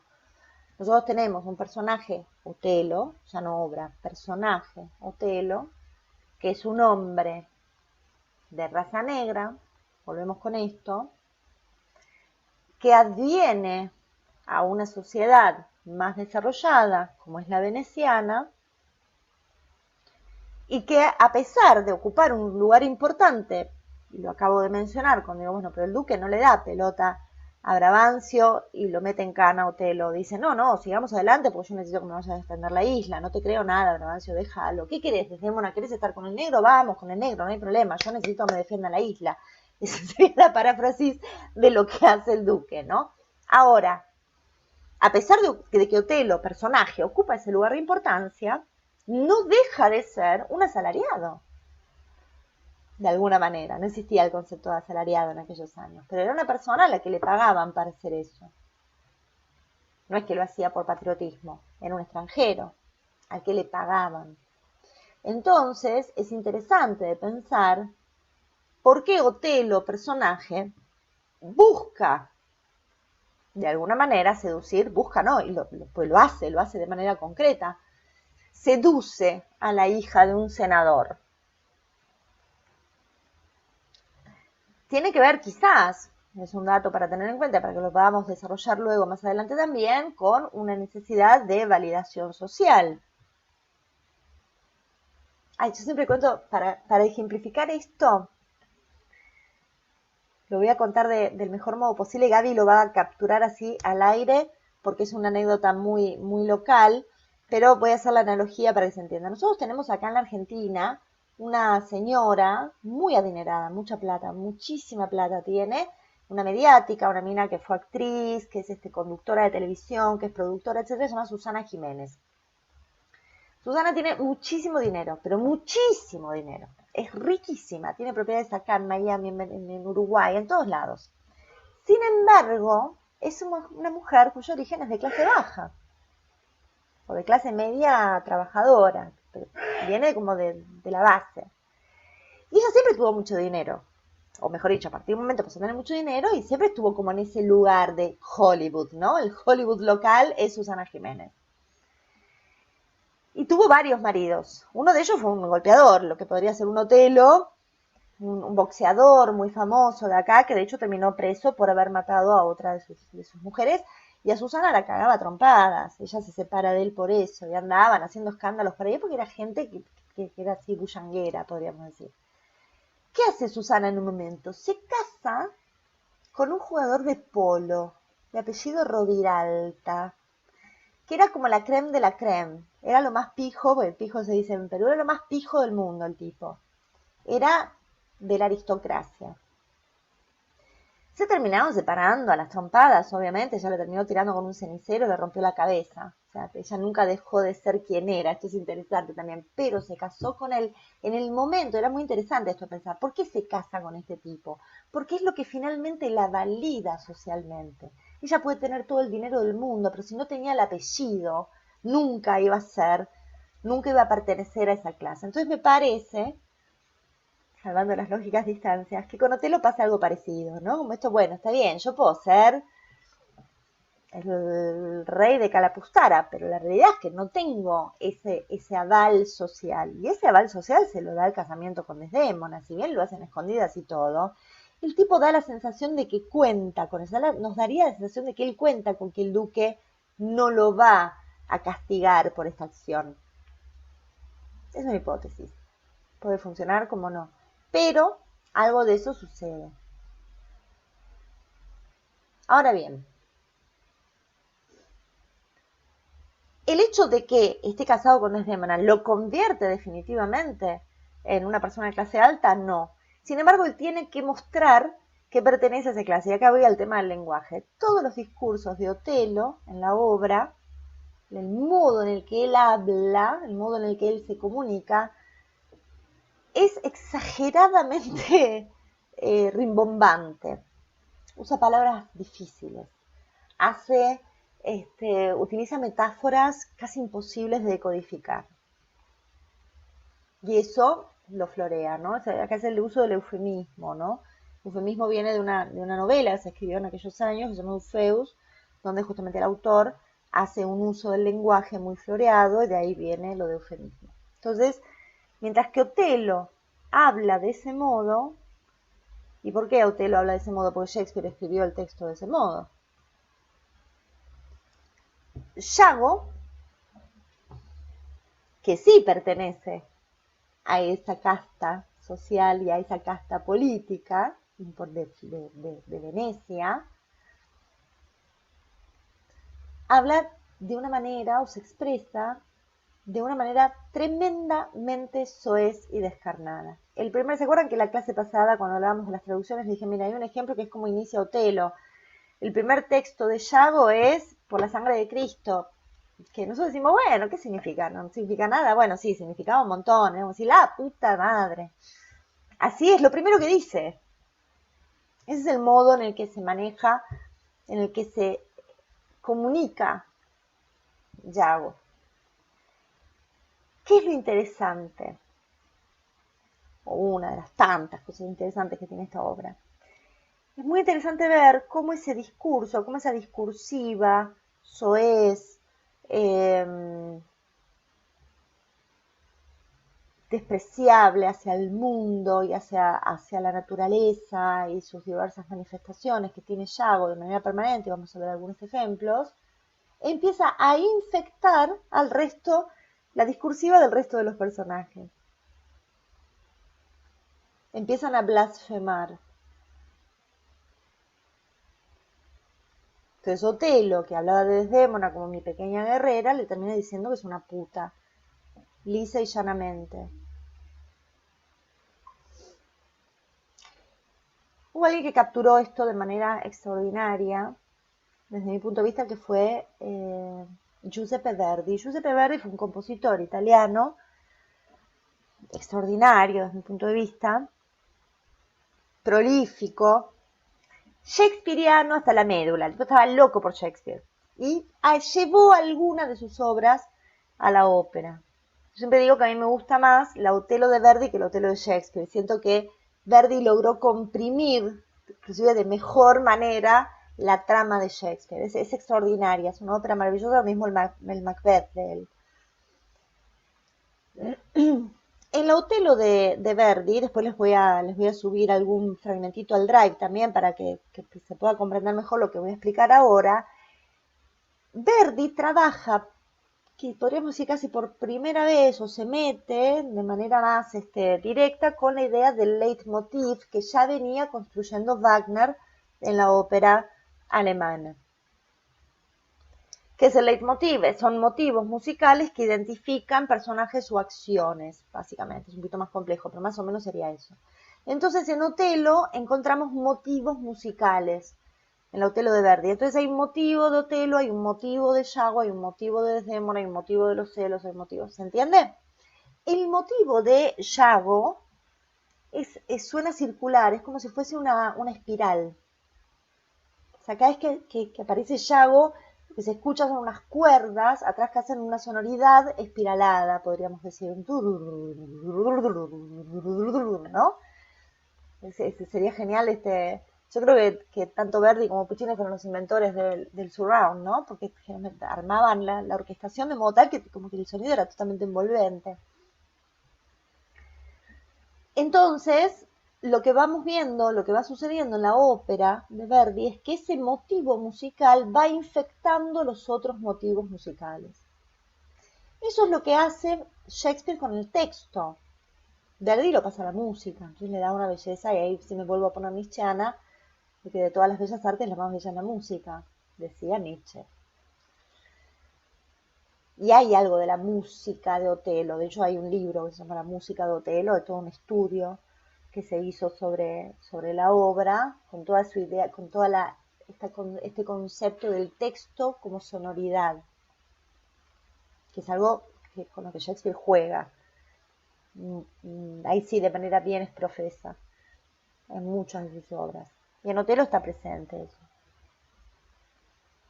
De hecho, la entrada de Otelo, ya lo vamos a ver, cuando entra Otelo en el acto 5 para matarla a Desdémona, entra con una suerte de letanía, ¿no? El texto funciona prácticamente como una canción, como una suerte, pero del tipo letanía, ¿no?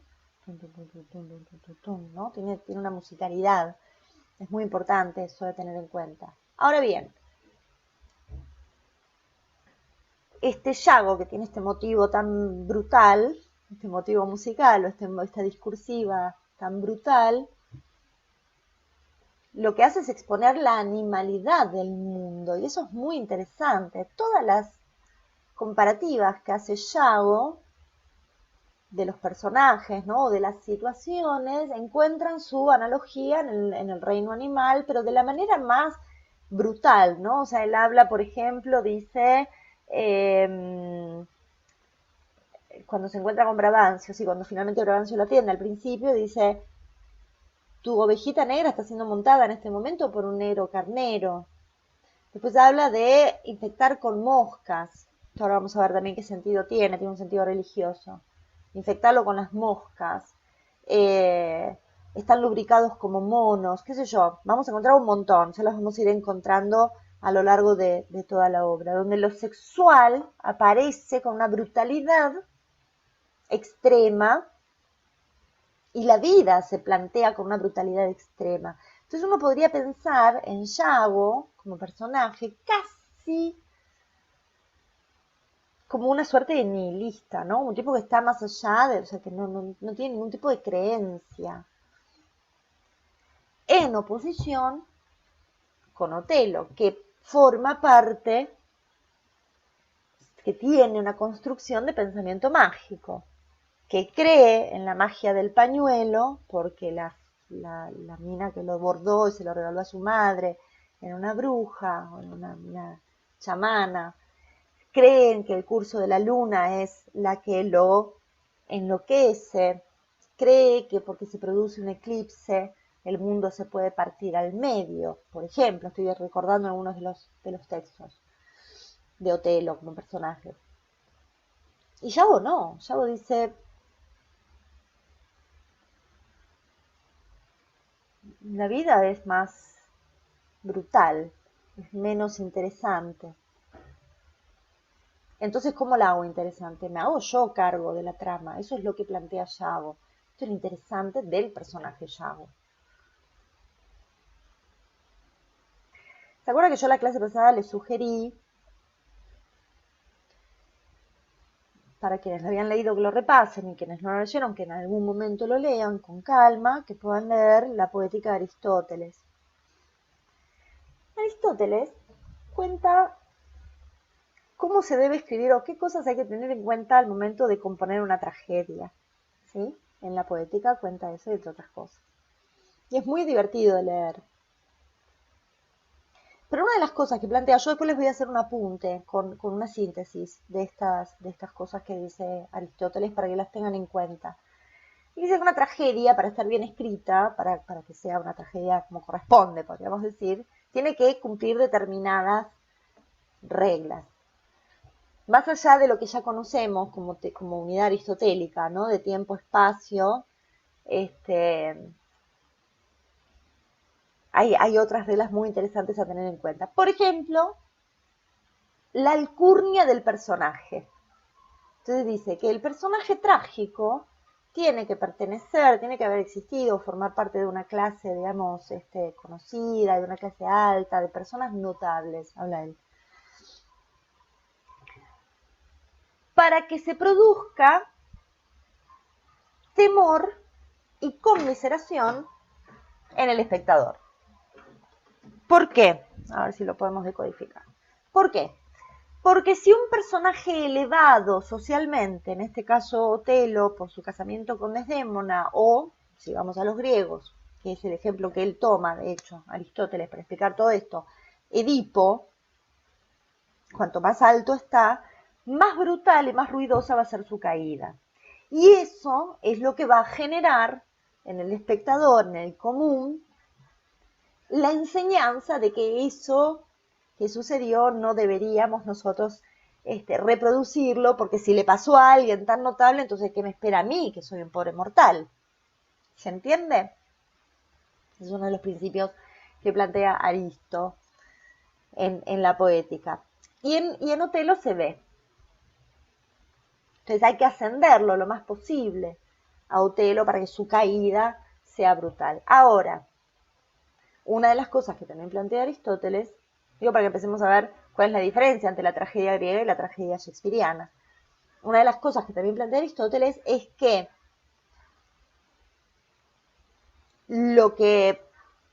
la mala acción del personaje trágico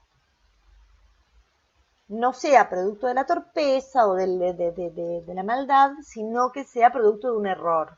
Vuelve a dar el caso de Edipo, ¿no? En el caso de Edipo mata a su padre, pero no sabe que está matando al padre, porque hubo un error previo, donde a él el padre lo quiere matar, lo manda a matar, el tipo que lo iba a matar lo entrega a otro rey, y el otro rey no le dice que es adoptado, y aparece el oráculo y le dice, pero vos vas a matar a tu papá. Entonces él, para no matar a su padre, se va de la ciudad de Corinto, y ahí es donde se encuentra con un tipo en el camino, que es un bravucón igual que él, se pelean y lo termina matando, y ese era su padre. Entonces ahí está el llamado el error trágico, que es algo que tiene que haber, tiene que estar en la tragedia.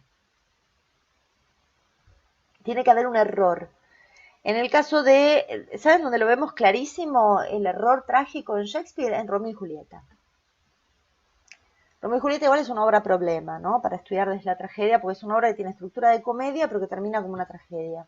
Y la tragedia está medio forzada, pero, a pesar de esto, es una obra hermosa, sí podemos identificar con mucha claridad el error trágico. ¿Cuál es el error trágico? Que Fray Lorenzo hace todo con toda la intención de que todo salga bien, de hecho lo dice todo el tiempo, de manera muy graciosa.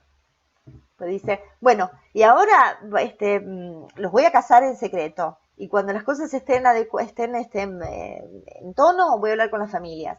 Ahí se enquilomba porque Romeo lo mata a Teobaldo. Dice, bueno, ok, entonces, ahora los casé en secreto. Y les voy a dar la pócima. Y cuando todo se resuelva, entonces vos te vas a ir con él y te vas a quedar en manto. Y cuando todo se resuelva, les voy a contar todo. Y así, y al tipo no le sale nunca. Cada vez se le enquilomba más. ¿Dónde aparece la falla trágica? En que, Yo te digo, es que es un cura dale, católico. ¿eh? Mentira, mentira. Es que es un cura católico, te estaba bromeando. Bueno, esa es una posibilidad, pero la falla trágica en Romeo y Julieta se produce cuando el fray Juan, enviado por fray Lorenzo a avisarle a Romeo que Julieta tomó una pócima y que en realidad no está muerta, sino que está dormida, no puede llegar a Mantua porque la peste no lo deja pasar, no lo dejan pasar porque la ciudad está en cuarentena. Es actual para nosotros, ¿no? En este momento, algo que quedaba tan lejano. O sea, ¿cómo esto de la peste? Sí. Bueno, no puede llegar porque la ciudad está en cuarentena. Las fronteras están cerradas. Y ahí se produce la tragedia. ¿Por qué? Porque Romeo no se entera nunca. Entonces llega el otro, Baltasar, y dice, che, pero yo la vi a Julieta muerta. ¿En serio? Si no, vuelve, se mata, lo mata Paris, es un quilombo. ¿Dónde estaría la falla trágica en Otelo? Y en la creencia Yago, ¿no? por ejemplo, ¿entendés? digo. Claro, porque pasa lo que pasa, no te lo pasa lo que pasa. ¿Qué pasa? No te lo, pasan cosas. Un tipo la mata a la mujer, perfecto, sería como acusándola de un adulterio que no cometió. ¿Por qué pasa eso? Y todo lo demás, que es mucho más interesante que esa trama nada más. Por lo que acaba de decir Gabo, porque todos le creen a Yago.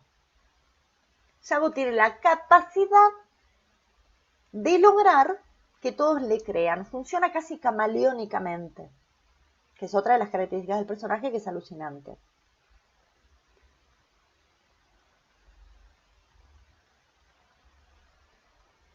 ¿Son tontos? Otelo. ¿Es un hombre tonto? Desdémona. ¿Es una mujer tonta? No. Yago es demasiado malo, podríamos decir, entre comillas. Entonces lo que acá es donde se diferencia Shakespeare de la tragedia griega. La tragedia shakespeariana y en Otelo es el mayor exponente, como obra digo, de lo que es la tragedia shakespeariana. La falla trágica, el oráculo, etcétera, ya eso desaparece. Ya no tenemos una voluntad divina donde el oráculo de Delfos dice, mirá que vas a matar a tu padre, pase lo que pase, vas a matar a tu padre, y hacen de todo para no matar al padre y termina matando al padre, ¿no? Porque yo los dioses lo decidieron. Entonces no, Shakespeare se corre de ese lugar de una manera brutal, en Otelo específicamente como obra, con el personaje de Yago específicamente. Entonces introduce en la tragedia, o introduce un tipo de personaje considerado, llamado por algunos teóricos, personaje siniestro. Siniestro viene del italiano de sinistra, de izquierda, ¿no? Lo que viene por izquierda, lo que está en contra, digamos, por el lado oculto, podríamos decir, y oscuro, que conduce los destinos de de todos los personajes de la obra. Engaña a su propia mujer, de hecho. Igual hay todo un tema con eso porque se supone, ustedes saben que Shakespeare escribía a punta de escena. O sea, él iba con una trama, la probaban, los actores improvisaban, ponían su propia impronta y él levantaba eso y lo escribía. Y después veían cómo funcionaba con el público. Y si al público no le gustaba, corregía. Sin ningún problema. No se le caía ningún anillo. El tipo decía, esto no funcionó, listo, se vuela. Entonces nos encontramos con varios manuscritos en general de las distintas obras que fueron más representadas que otras, etc. En el caso de Otelo, hay dando vueltas por ahí un manuscrito donde Emilia forma parte de la intriga, de la trama de venganza, junto con Yago. O sea, ella participa activamente, colabora con Yago para que todo esto se produzca. Y aparentemente eso al público no le cayó muy bien. Entonces él la corre luego de ese lugar y daría la sensación de que algo quedó sin terminar, porque uno no termina de entender muy bien por qué Emilia le da el pañuelo a Yago, siendo una mina tan avesada, tan piola. Decís, ¿cómo puede que no se dé cuenta de que el tipo es tan jodido de darle el pañuelo a esta piba sabiendo todo lo que significa para el marido, etcétera? Sí, Ulises, exactamente. Acá Ulises está preguntando, dice, ¿eso significaba que el público participaba aprobando o desaprobando durante la función? Sí. En la anécdota más hermosa que yo siempre cuento para mí, la más hermosa, hay muchas otras. Una de las más divinas es la de Romeo y Julieta, justamente, obra de la que acabamos de hablar. En el caso de Romeo y Julieta, cuando se estrena la obra, pasan varias cosas. En primer lugar, fue un fracaso, no pudo terminar la representación, pero a la gente no le gustó. ¿Por qué no le gustó? Se supone, por varias razones. En primer lugar, ustedes saben que Willy tenía un actor líder, ¿sí? El actor líder, el actor principal, digamos, de su compañía era Richard Burbage, que Richard Burbage, lo voy a escribir acá para que lo tengan, era uno de sus mejores amigos, y socio. Y Richard interpretaba todos los roles, de hecho interpretó a Otelo y las referencias que hay de la época, porque tenemos referencias de las representaciones, de qué pasaba, cómo fueron, etcétera, porque algunos nobles las iban a ver, o porque se representaban en la corte, el caso de Otelo se representó en la corte, entonces había algunas señoras y señores que escribían, que habían visto del maestro Shakespeare, que así se lo denominaba, y la actuación de Richard Burbage aparentemente en Otelo como en Ricardo III fue extraordinaria, lo mismo en Hamlet. Era un gran actor, un actor que era una suerte de rockstar en el momento, o sea, las minas estaban locas por él, andaba por la calle, era famoso, ¿se entiende? Entonces, cuando Shakespeare escribe Romeo y Julieta, los personajes de Romeo y Julieta eran muy jovencitos.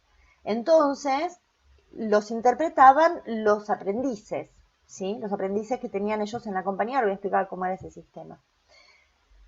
Cada actor tenía un aprendiz. Era más o menos, la compañía de Shakespeare era más o menos unos 12, 13 actores importantes. Cada uno tenía su cuota aparte, digamos, una suerte de cooperativa, funcionaba más o menos así.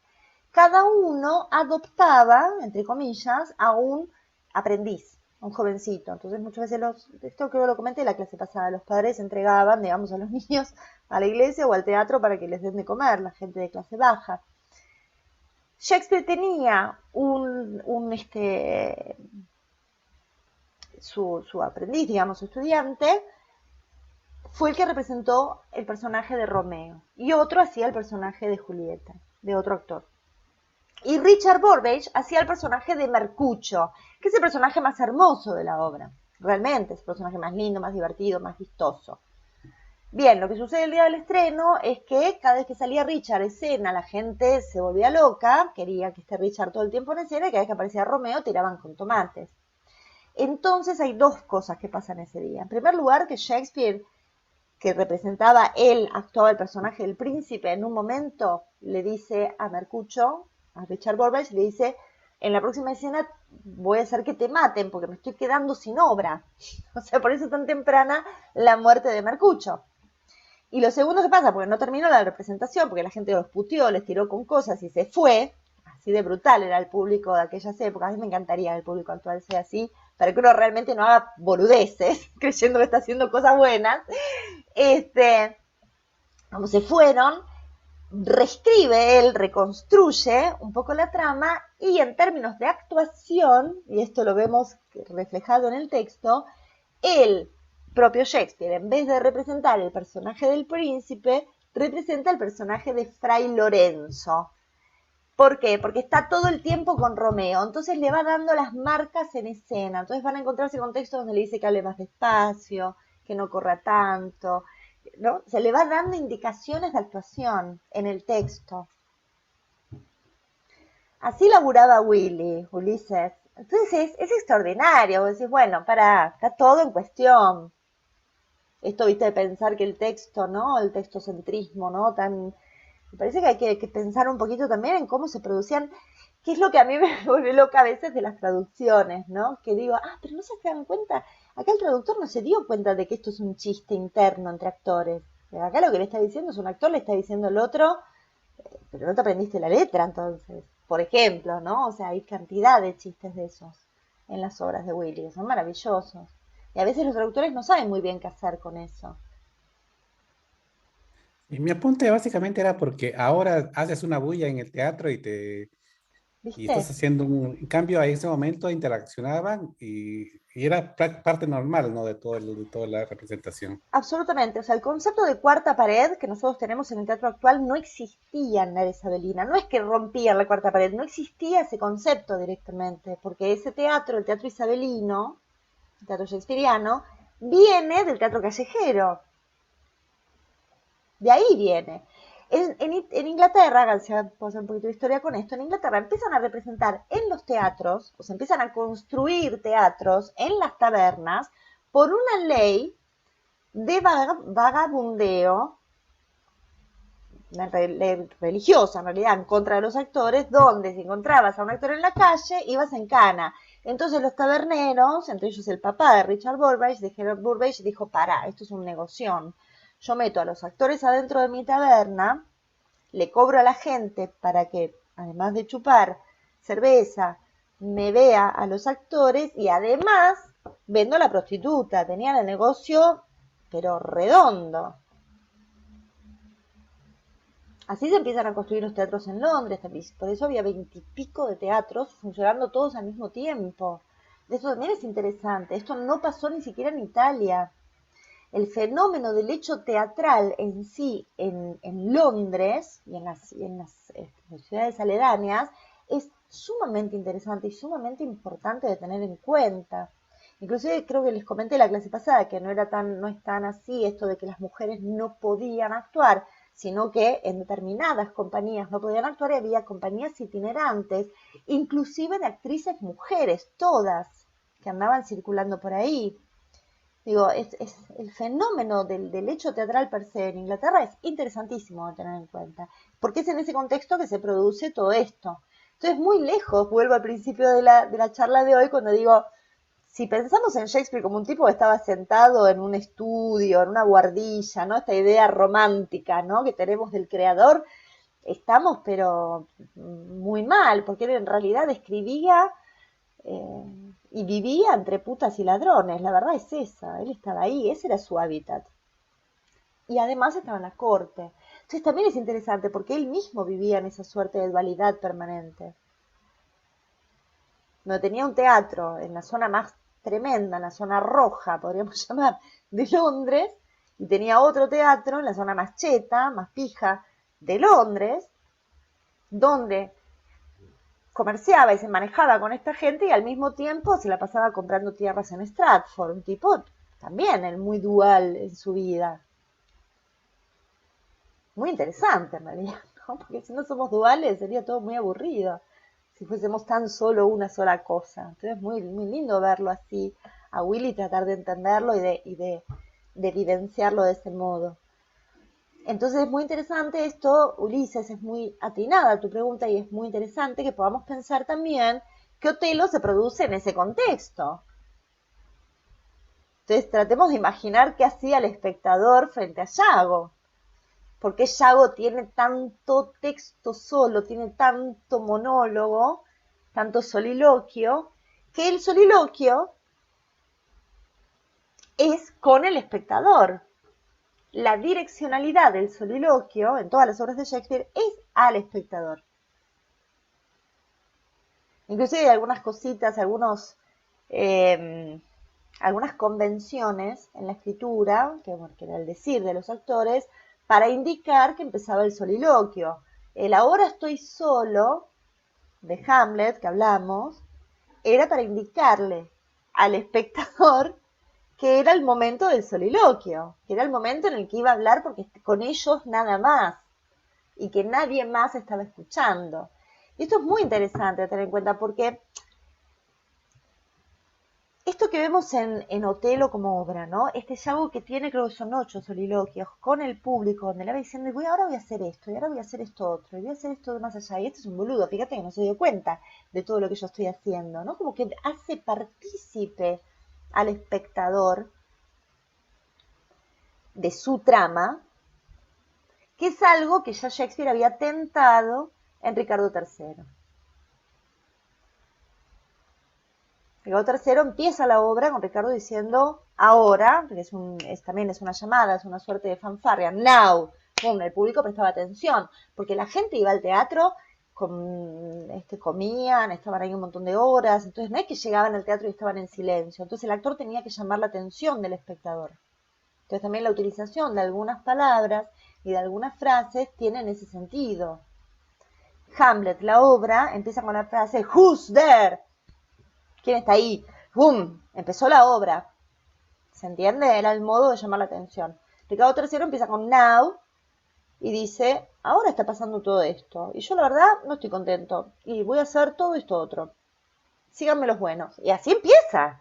Y el espectador es prácticamente que es partícipe necesario en términos legales de todo lo que ocurre en la obra. ¿Se entiende? Y eso es muy interesante, pues te coloca en un lugar muy activo como espectador. Si lo pensamos en términos más sociales, también es un modo de confrontarte, de interpelarte como espectador, como persona. Entonces vuelvo a la pregunta, una pregunta que la dejé ahí medio en el aire, respecto de si Shakespeare está naturalizando lo que sucede en Otelo como obra, o si nos está invitando a una interpelación. Entonces algo lo vamos a ir viendo. Por lo menos está bueno que lo podamos pensar, ¿se entiende? Es el momento de las preguntas, chicos, porque ya nos quedan 10 minutitos y está bueno que aprovechen para preguntar o para opinar o para decir lo que se les ocurra. Tal vez una pregunta que sí me quedó es, ¿cuáles es las características de que debe tener la tragedia para que sea tragedia, ¿no? Bueno, yo les voy a dar un documento, los voy a subir después al Drive, con un resumen, digamos, de lo que dice, de lo que plantea Aristóteles. Pero en términos, digamos, más o menos generales, la tragedia tiene que tener una historia verosímil. Esto es algo que ya lo plantea Aristóteles, ¿eh? Tiene que ser verosímil lo que haya en escena. No puede ser demasiado extraordinario, porque si no, yo como el espectador no lo va a incorporar. Tiene que ser una historia verosímil que involucre personajes cuanto más elevados mejor y que atraviesen una peripecia. Famosa peripecia aristotélica. La peripecia es pasar de la dicha a la desdicha.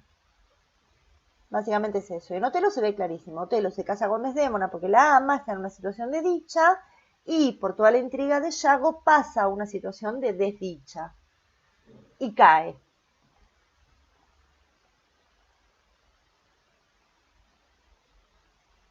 La tragedia más bellamente escrita, según Aristóteles, es Edipo. En ese caso deberíamos formularnos, por ejemplo, ya me estoy metiendo con los griegos, pero lo tiro para que lo pensemos. Si Edipo menciona prácticamente como una tragedia perfecta en cuanto a cómo está compuesta, ¿qué pasa con Medea? Donde Medea no muere, pero sí cae en desdicha. Pero ¿quién es el personaje trágico? Es más confuso ahí, ¿se entiende? No es tan matemático. Edipo es perfecta. Esa perfección es difícil de reproducir. Entonces, ¿qué es lo que constituye una tragedia? ¿La muerte del personaje? No, es la caída de la dicha a la desdicha. Puede morir o no. En general mueren. En general. Y lo hace más fuerte, digamos. Hace que el relato sea un poquito más poderoso, obviamente. Porque sería como el castigo máximo.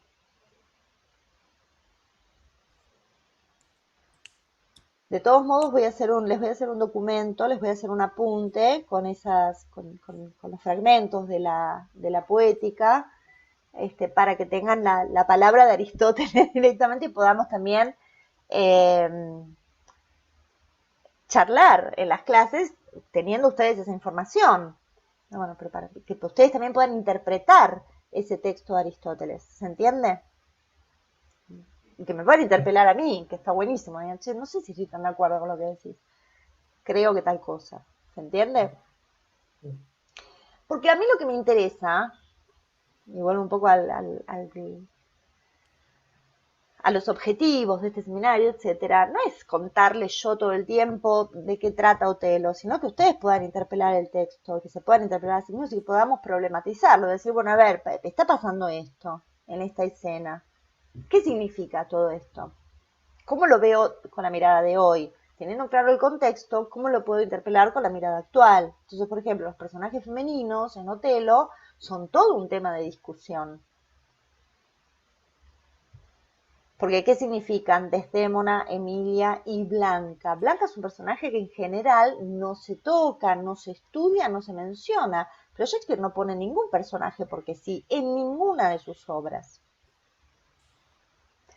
Como hay un Yago tan poderoso, que es una suerte de metteur de scène, ¿no? Una suerte de director de escena, con una gran capacidad de improvisación, es como un actor, ese es el prototipo, el arquetipo del actor, Yago, como personaje. Actor, director, hacedor, está todo el tiempo construyendo una trama, es dramaturgo, es actor y es director, todo al mismo tiempo.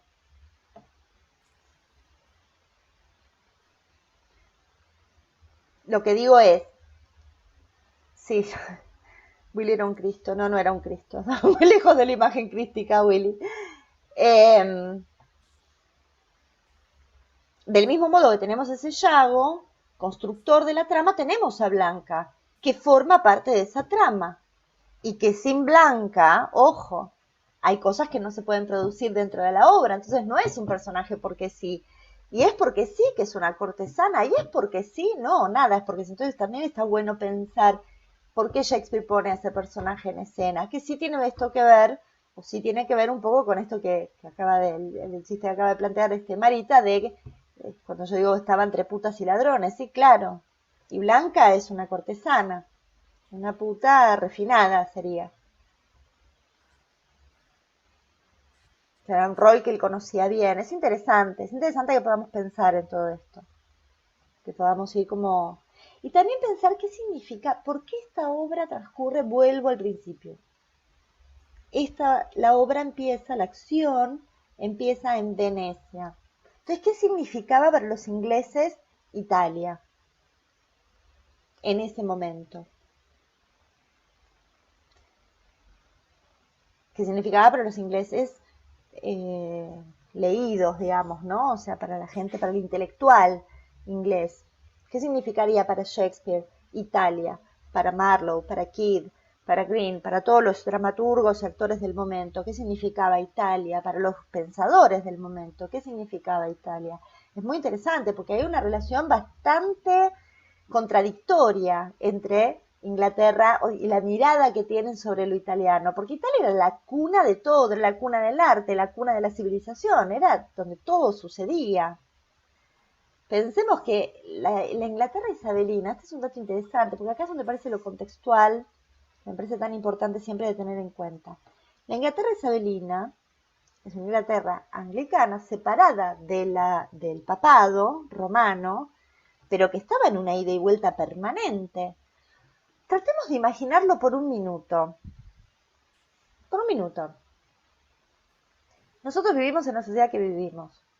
Acá tenemos la mayoría limeños y la minoría argentinos, pero en definitiva estamos atravesados, peruanos y argentinos, estamos atravesados por un mismo sistema social. Estamos en un sistema social democrático donde el credo oficial es el catolicismo, donde hay libertad de credos, pero tenemos una estructura patriarcal que es la que trae la religión. Punto. ¿Sí? En líneas generales sería más o menos así. Viene mañana. Imaginemos que mañana martes, viene el presidente de la nación, sea cual fuere, cualquiera de los dos países, y dicen, bueno, a partir de hoy no somos más católicos, a partir de hoy somos todos musulmanes y yo soy la cabeza de la iglesia. A partir de hoy es así. Y al que esté en contra va preso. Y eventualmente puede ser ejecutado. Eso fue lo que pasó en Inglaterra. Entonces tenemos que imaginar qué pasaba en esa sociedad. Donde de pronto las monjas, dato que aparece en Hamlet, de ser monjas, las esposas de Cristo, con todo lo que significa eso en términos simbólicos, para una sociedad pasaron a ser putas. Si eras monja, eso era igual a ser puta. Por eso Hamlet la manda a Ofelia a un convento.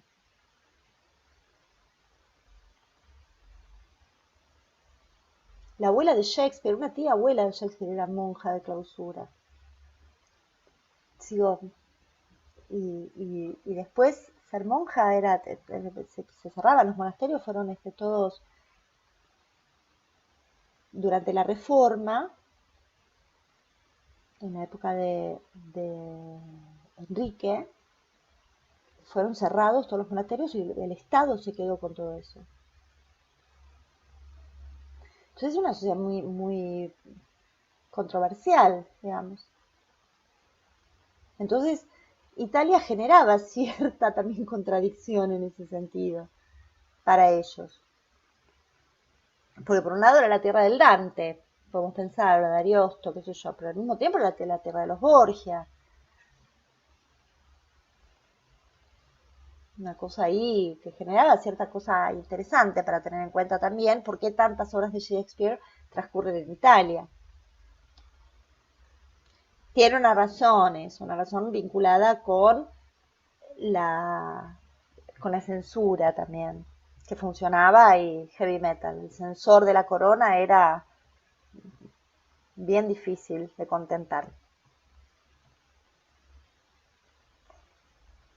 Bueno, ¿alguna pregunta que me quieran hacer? Pero no entendí, el defensor de la corona, No, el censor de la el corona censor. era Ah, tremendo. Claro, había que tener mucha cintura política para que el censor no venga y te haga, ¡fra! ¿Viste? Te cerraba un teatro, te metía preso. Shakespeare estuvo en Cana, de hecho, más de una oportunidad, estuvo preso. ¿Desde qué fecha estuvo? Porque creo que hasta este siglo, bueno, hasta el siglo XIX creo que estuvo el censor, ¿no? El censor sí, sí, hasta toda la era victoriana estuvo el censor funcionando, el censor de la corona. Después se dimitió eso. Pero también es una sociedad muy especial la inglesa, ¿no? Deberíamos ver las cosas también con un poquito más eh, sí, de tratar de ver como todo el conjunto, ¿no? O sea, ¿qué es lo que pasa en Inglaterra? Es muy particular, es muy interesante, va más allá de si nos gusta o no nos gusta, digo, es digna de estudio, es muy interesante, toda la historia de la Britania es interesante de tener en cuenta. Yo quisiera dejar una pregunta por ahí para la próxima planteada. Dale, En realidad, para ver si puedes ampliar un poquito más sí, entre la diferencia entre realismo y verosimilitud. Que dale, digo, para que no sea tan intuitivo, por lo menos para mí, sí. de poder formalizarlo un poco más. Nada más. Pero para la próxima. Empezamos la próxima clase con eso, porque es un temón, como para tirarte Ok, una respuesta así a la ligera, por eso. y está bueno también que lo plantees, Gabo, te lo agradezco porque es un tema, viste, de la verdad en escena, viste, cosas que están en cuestión en este momento, que me parece Digo que está porque bueno, me interesa en Shakespeare lo que estamos viendo y me interesa como actor también por supuesto. como concepto, digamos, ¿no? Buenísimo, sí, Eso. claro, claro que sí, sí, vamos a trabajar con eso, pues es muy importante. eh, desde las dos, lo que acabas de plantear, o sea, tanto desde del análisis de Shakespeare como también como actores y también como espectadores, poder entender la diferencia entre una cosa y la otra. Pues si no, todo, viste, entra como en una misma bolsa y ahí es donde está bueno poder hacer las diferencias para que uno también como artista o como consumidor de arte pueda elegir qué es lo que más le interesa o qué es lo que más le gusta. Está buenísimo, Gabo, te agradezco la pregunta porque le vamos a dar un, bueno, para la próxima voy a hacer esto mismo que hicimos hoy sobre Otelo, lo voy a hacer sobre Lear. O sea que si podemos ir empezando a leer, insisto, ustedes todavía no van a tener que hacer ninguna exposición, tampoco van a tener que exponer. Pero digo, está bueno que puedan ir tentando un poquito el texto, es un poquito más largo, es un poquito más engolado. Rey Lear ese es menos franco, por así llamarlo, que Otelo. Otelo es un poquito más directa, pero está buena, es una obra que es extraordinaria, es un poquito más compleja, eso sí. Bueno, capaz que tienen que volver más al índice para ver quién es quién. Pero, pero es una obra maravillosa y está bueno ya también que la vayan leyendo pensando en estas cuestiones, ¿no? A ver qué les pasa con eso. Así que bueno, la que viene vamos a hablar de Lear y ya a partir de la próxima arrancamos con el análisis escena por escena de cada una de las obras, ¿vale? Marita, vos entonces tenés los fonos para armar el grupete, si querés me los pasás, eso como vos quieras. Y por favor, si podría por ahí hacer el recordatorio para el lunes, porque de acá al lunes van a pasar muchas cosas. Pasan muchas cosas en Sí la tengo los semana, de sí, acá. claro. Lo que no tengo es los que están en asincrónico. ¿Con ellos también vamos a contar? No, Sí, yo solamente con los después te voy a Ah, pasar, no, los asincrónicos creo que no, se los voy a consultar a ellos, a ver qué quieren. ok. Pero sí los sincrónicos es importante porque pasa esto. no pude llegar a la clase, tuve un inconveniente, preguntar, che, ¿qué había que hacer para la próxima? Porque me olvidé, está bueno que tengamos ese contacto, ¿sí? Sí, Bueno, tengo yo le los aviso libros. que sí, por lo menos yo trabajo hasta las 6:30, ¿no? Trato Sí, de salir antes para poder entrar a la clase, pero a veces voy a a veces demorar entras un un poquito poquito en ingresar. demorado, claro, Sí, claro, pasa, son cosas que pasan y está bueno para que no nos, pues si no es como, por ejemplo, no sé quién fue, creo que Álvaro, sí, que al final no pudo entrar, estaba con problemas de conexión. Él, porque tenía mi celular, me avisó, pero si no, nos quedamos ahí con la idea de qué pasó, viste, como genera algo medio fantasmagórico.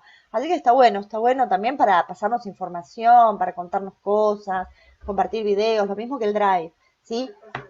Voy a reenviar el Drive a todos y me confirman porfa en el grupo si lo recibieron o no, ¿vale? ¿Sí? Ok, Bueno, vale, vale. Y Laura, ¿les puedo pedir que alguien tome una fotito para recordarlos? sí, claro. ¿Alguien sabe hacerlo? Sí, ya lo hice. ¿Alguien sabe hacer la captura de pantalla? A ver, Yo puedo hacer un recorte, a ver si es lo mismo. Espera, ¿eh? a sí, ver. ya capturé la pantalla, ya sacas. Lo envío al chat cuando lo Ah, creen. ¿ya lo hiciste? Ahí está, Buenísimo. qué Listo, genio. ahí está. Genio, Ulises. Bueno, muchas gracias. Sí, Gracias. bueno, Marita sube después historias y nos pone ahí a todos que estuvo acá, porque lo disfrutan mucho y está buenísimo, está Gracias. buenísimo. Yo lo Ah, ok, agradezco mucho. Bueno, gente hermosa, los veo el Gracias, lunes. hermoso. Muchas nos vemos No, gracias. por Chao, favor, gracias, lunes. Chapa, ustedes, cuídate. Chao, por Chao, la chicos. ciencia. chao, Chao, buena cuídense. Chau, semana. chau. Buena semana para todos. Chau, chau.